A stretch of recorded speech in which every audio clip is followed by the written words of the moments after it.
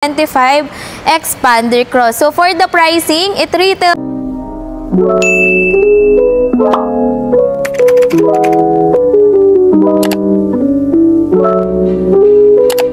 guys, welcome back to my YouTube channel.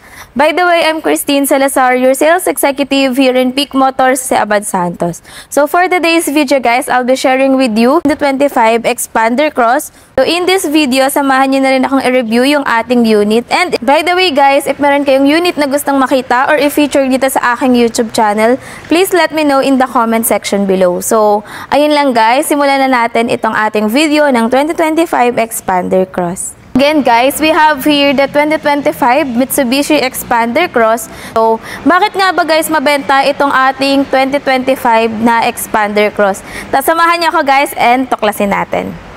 Una sa lahat guys, syempre hindi mawawala yung ating dynamic shield design na available lang para sa aming Mitsubishi units.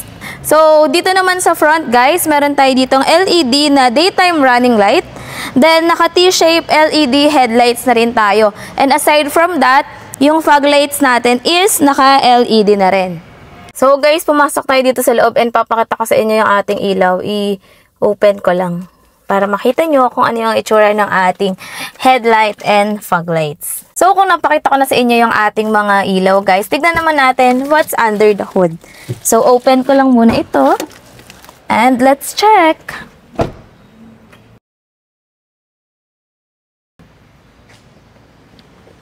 Check na muna natin guys, yung loob ng ating hood.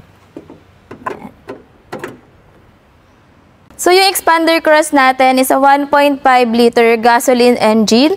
Equipped na rin ito ng MIVEC technology. So para saan ba yung MIVEC technology? It provides more power, less emission, and better fuel efficiency. So, dito naman sa side, yung ating tires is naka 17-inch two-tone alloy wheels. Then, when it comes sa braking system, yung front natin is naka-ventilated disc, while sa rear naman is drum brake. So, yung Expander Cross natin guys, isa sa mga difference niya sa ibang Expander or Expander variants natin, meron na siyang body claddings. Ayan. So, sa Expander GLS, wala tayong ganyan. So, di mo na dito kailangan magpalagay ng mga fender dahil built-in na siya.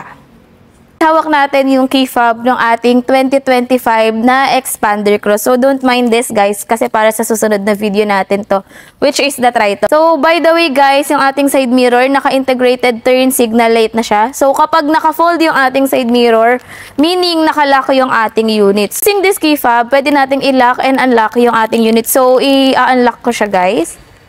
Ayan. So, kapag in-unlock mo yung unit automatic, magre-retract yung side mirror natin. So, again, kapag nilock natin, magfo-fold naman siya. So, syempre, naka-keyless operating system na itong ating Expander Cross. Meaning, kahit yung susi mo is nasa pocket, pwede mo siyang i-unlock using this button. So, ayan guys. And, pwede mo siya ulit i-lock. So, sobrang convenient. Kahit marami tayong dala, din na natin kailangan pindutin yung key fob natin para lang ma-open itong ating unit. So, tara guys, samahan nyo naman ako sa loob ng ating unit. Dito naman tayo guys sa loob ng ating unit. Pasensya na kayo kung pawis-pawis ako dahil sobrang init dito sa aming stockyard. So, by the way guys, tara. Dito sa ating driver side, dito nakalocate yung ating central door lock and naka-power windows na rin yung ating unit. Dito naman tayo sa loob. Dito makikita nyo yung ating buttons left and right para sa adjustment ng ating side mirror. So, pwede nyo na rin siyang i-fold using this button. So, dito naman sa baba, meron tayong Mitsubishi Active Stability Control. So, automatic, naka-on lang yan palagi.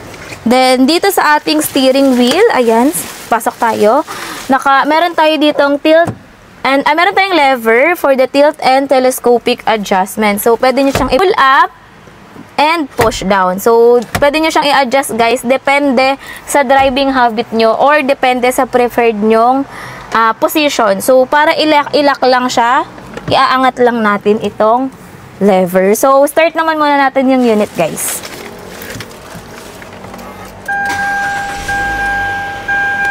So, ayan, kung makikita nyo, sobrang ganda ng ating meter cluster nitong ating expander cross. So, by the way, yung ating steering wheel, guys, is naka 4-spoke na leather wrap na siya.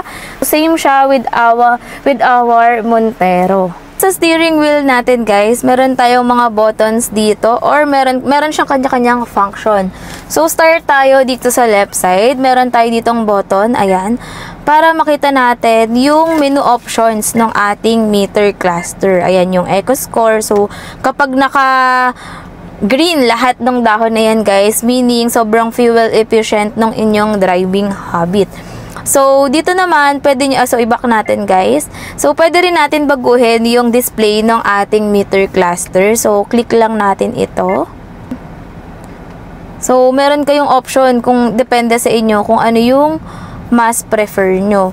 So, dito naman sa baba is volume up and down ng ating multimedia system. Then, dito naman sa baba is controls para sa ating playback or forward track.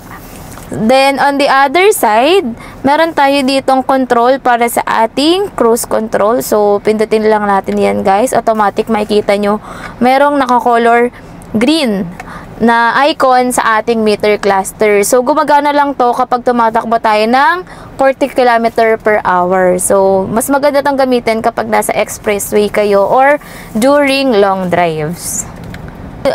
Next time, guys, i-demo natin kung paano gumagana itong cruise control. Pero may previous video si Joey Boy Palaboy na ginagamit namin yung cruise control nung on the way kami papasok sa office. So, ilalagay ko na lang sa taas para makita nyo rin. So, dito, guys, meron tayong hands-free button with voice command function. Ayan.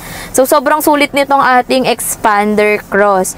So, kung makikita, dito naman tayo, guys, kung makikita nyo, naka-push start button na yung ating expander cross. So, tapak lang sa brake, guys. Tapos, one touch lang. Automatic, mag-on naman na yung ating unit. So, para patayin, isang pindot lang din. Patay na yung ating unit. So, open muna natin, guys, since nagde-demo tayo. Yan, guys. Okay. So, we have here front defogger, rear defogger, max cool, which is isa din sa magandang feature ng ating expander cross. Mode kung para saan itututok ng ating air vent yung hangin. Aircon button, guys, para gumana yung compressor ng ating aircon. So, we have aircon ventilation. Ayan, dapat lagi lang yan naka-on, guys. And off button. Yan yung meron, guys, sa ating air conditioning system. So, punta naman tayo sa ating multimedia system. So, as you can see, yung ating 2025 expander cross, naka full touchscreen na siya. Ayan, sobrang laki na nung kanyang head unit. Yung head unit natin is a 9-inch smartphone link display audio. Pwede natin siyang i-connect via Apple CarPlay and Android Auto. So guys, isa sa mga advantage ng bagong head unit natin, pwede na nating makita yung reverse camera using our head unit. So, click lang natin to, yung katabi ng home button sa left side. Ayan. Automatic makikita natin yung likod ng ating unit. So, before kasi, guys, diba, kailangan muna nating mag-shift sa reverse para makita yung likod ng ating unit. But with the 2025 expander cross, pwede mo na siya makita using your multimedia system or head unit. So guys, dahil nabanggit ko nga yung ating smartphone link display audio, saan ba natin i-connect yung ating data cable? So dito, guys, meron tayong USB slot. Pwede natin i-connect dito yung ating mga data cables. Then on the other side, meron tayong 12 volts na power outlet. Then para sa mga hindi nakakaalam, meron tayo ditong meron tayo ditong card holder. So, pwede natin ilagay dito, guys, yung mga cards natin sa yung mga auto sweep, easy trip, or even yung ating mga cards for the gasoline station. So, para at least hindi na siya nakakalat sa ating sasakyan, and mamimake sure natin na palagi natin silang dala. So, by the way, guys, when it comes naman sa ating transmission, we have 4-speed automatic with overdrive button. So, yung expander cross natin, guys, is naka-electronic parking brake with brake auto hold na rin siya. So, for the expander GLS and cross lang yung naka-parking brake with brake auto hold. Meron na rin tayo ditong dalawang cup holders, armrest with tissue holder. Ayan. Dito natin pwede ilagay yung ating tissue. So, ano sa tingin nyo guys? Bakit naisip ni Mitsubishi maglagay ng tissue holder dito sa ating armrest? So, sa center console natin guys, kasya dito ng 4 na 1 liter na water bottle. Ayan. Dito makita natin yung ating owner's manual. So, we have 2 owner's manual. Isa para sa unit and isa naman para sa ating multimedia system. So, make sure guys na kapag bumili kayo ng bagong sasakyan, hanapin nyo yung inyong service manual and siguraduhin natin na basahin din natin siya when we get home. Ayan, siyempre nandito lahat ng mga details na kailangan nating malaman regarding sa ating unit, lalo na kung may mga instances na nagmamadali kayo and hindi nyo na natanong lahat sa agent, no, yung details ng ating unit. So, dito naman sa baba, sa ating passenger side, para sa mga hindi nakakaalam, meron tayo ditong tray na kayang mag-load up to 2 kilograms. So, if ever na meron kayong mga basang sapatos or what, or payong na maliliit yung mga handy, pwede nyong ilagay dito para at least hindi na mag-leak yung water sa ating unit. Ayan. So, as you can see guys, ito yung standard na kasama na floor matting nitong ating unit. So, aside from this, since isa siya sa mga standard freebies or inclusions ng ating unit, nagbibigay tayo ng 5D na deep dish matting. So, imagine, dalawa yung floor matting nyo and for extra protection na rin para sa inyong unit. Punta naman tayo sa ating second row. Ito naman tayo guys sa second row ng ating unit. By the way, yung ating second row is na-adjust siya. So, tara, adjust natin. Pakita ko sa inyo. Meron ditong lever guys para ma-adjust natin. So, pwede mo siya i-forward or i-backward. Ayan. So, by the way, yung unit natin is na-full flat din siya. Dito sa baba, meron tayong dalawang outlet for Type A and Type C. Dito sa second row guys, meron tayong 4 na aircon vent. Ayan. Then, dito naman is yung ating aircon switch. Ayan. So, thank you for my nails. Nailsecity by Mary. So, kung napanood niyo yung previous vlog ko guys, sila yung narilisan ko ng 2025 na Expander GLS. So, tara guys, ipo-fold ko yung unit and papakita ko sa inyo. Ay, sorry. Ipo-fold ko yung upuan and ipapakita ko sa inyo kung paano. Guys, paano ba makakapunta sa third row yung ating passenger? Ipapakita ko sa inyo kung paano i-fold yung upuan dito sa ating second row. So, let's go guys.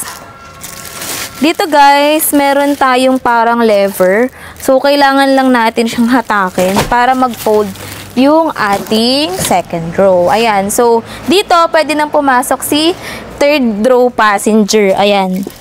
So, sobrang convenient lang umupo dito guys dahil maliit lang ako. Ayan. Tapos, tignan natin kapag nakababa na to. Ayan. Ayan. Saktong-sakto lang talaga ako dito. And, good thing pa dito, meron tayo ditong cup holder. And, sa kabilang side, meron din tayong 12 volts na power outlet.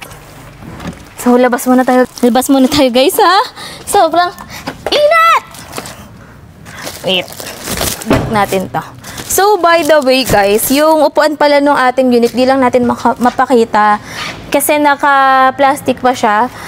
It is equipped with leather seat na merong heat guard. So, sa second row, meron din tayo ditong cup holders. Hindi ko lang maibaba kasi naka-plastic pa siya. So, tignan naman natin yung likod. Guys, for the Expander Cross, yung fuel capacity niya is 45 liters. So, dito naman tayo sa rear. Ano bang meron dito? And let's discover. So, isa pa sa difference ng ating Expander Cross compared to other variants, kung makikita nyo, meron na siyang built-in na roof rails. So, para sa mga nagtatanong, sa mga nakapanood ng previous video ko, nagbibigay din tayo ng freebies na roof rack sa Expander Cross. So, message nyo lang ako guys kung gusto nyo rin makapag-avail ng free na roof rack. So, naka-pin type antenna na rin pala yung ating Expander Cross. And meron na rin tayo ditong spoiler with third brake light. Yan. When it comes naman sa rear, yung ating ilaw is naka-LED tail lamps na rin siya. Ayan. Tapos, dito meron pa rin tayong emblem na nakalagay na expander cross. Exclusive previous natin for the expander cross is backup sensor for additional safety ng inyong unit. Kung makikita nyo guys, meron din tayo ditong nudge design na rear bumper. So, meron din tayo ditong mga reflectorize. Ayan guys, wala yung ilaw, just to be clear with all of you. So, there you have it guys. Nalaman nyo na kung ano yung mga features nitong ating 2025 Expander Cross. So, for the pricing, it retails for 1,346,000 for monotone and 1,356,000 for two-tone na sunrise orange plus 15,000 for the quartz white. Pag-usapan natin guys, ano-ano ba yung inclusions ng ating unit kapag nag-avail ako sa inyo ng cash payment. So, meron tayong standard inclusions. We have the 3 years LTO registration, tint, floor matting, EWD, and basic tools and jack. So, bakit pa ba natin yun guys binabanggit? Meron kasing mga comments dito before na nagsasabi na hindi naman siya free. So, yes guys, hindi po yun free. Standard inclusions po siya ng ating unit. So, for the exclusive freebies or yung exclusive freebies na ako yung nagbibigay, bibigyan ko kayo ng dashcam, rain visor, umbrella, keychain, and car care kit. So, disclaimer lang pala guys, comprehensive insurance is not included kapag cash payment. So, pag-usapan naman natin kung ano yung freebies or standard inclusions na pwede nyong makuha when it comes to in-house financing. So, let's start with 3 years LTO registration, 1 year comprehensive insurance, 3 years TPL, tint, floor matting, EWD, and nag-offer din tayo ng free PMS Plus card from 1,000 up to 20,000 kilometers. Free yung labor and oil filter nyo. Sorry guys, it is also included in cash payment. So, isa pa sa kinaganda ng aming offer dito sa Mitsubishi Abad Santos, we are offering additional 2 years extended warranty para sa inyong unit. So, imagine guys, kung yung unit nyo is naka-loan for 5 years, yung warranty nyo is up to 5 years also. So, when it comes naman guys sa ating exclusive freebies, we are giving Bosch Europa horn, deep dish matting, backup sensor, roof rack, dashcam, rain visor, umbrella, keychain, car cover, car care kit, and trunk tray. So, yun yung mga exclusive freebies na pwede nyong makuha kapag nag-avail kayo sa amin ng Mitsubishi Expander. So, disclaimer guys, yung freebies na yon is exclusive lang on my own. So, again, this is Christine Salazar, your sales consultant here in Mitsubishi Abad Santos. So, kung meron kayong mga questions or for quotations, please do message me sa aking mga contact details indicated dito sa screen, or pwede nyo rin akong i-message sa aking Facebook, Messenger, WhatsApp, or Viber. Or pwede rin kayong bumisita guys dito sa aming showroom located at number 2943 Jose Abad Santos, Tondo, Manila. So, for updated price list and quotations, follow nyo na ako sa aking Facebook, TikTok, and dito sa aking YouTube channel. So, ayun lang guys. Thank you so much for watching. See you on my next video. Bye!